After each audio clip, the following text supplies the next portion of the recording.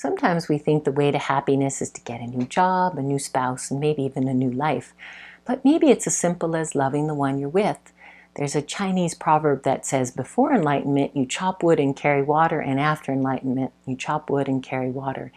Basically doing the same tasks surrounded by the same people, but by shifting your approach ever so slightly, your whole world lights up.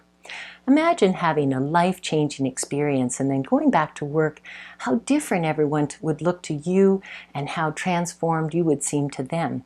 It happens all the time. Maybe it's even happened to you. But before you can venture into doing what you truly love, not what's expected out of you, but what you truly love doing, you have to make peace with the sum total of who you are and fortify your feelings of self-worth and self-love. But this is not an endorsement to leave everything you've ever known behind and leap into worlds unknown.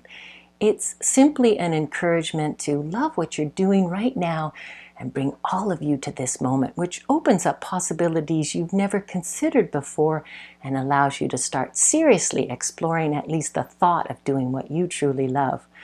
But in order to find out what that is, you have to look deep within you and find love where you find yourself.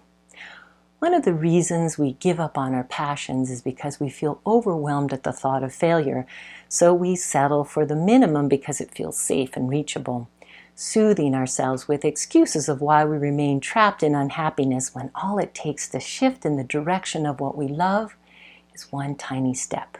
But you have to start from where you are.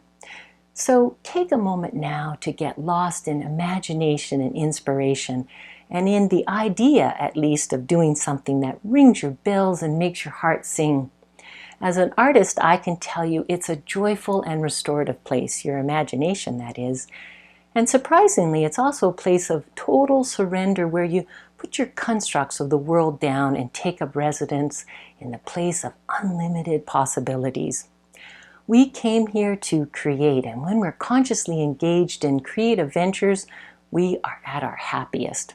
So it's my recommendation that you give yourself permission or endorsement or whatever else it takes to venture out into the great big blue skies of potential.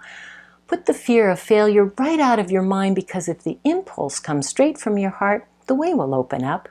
When you learn to ski, the first thing you're taught is how to fall. Birds and eagles experiment with their wings, hopping from branch to branch before they're ready to completely soar. It's a process, but you got to start somewhere, so dust off your dreams, pull up your sleeves, and dig in.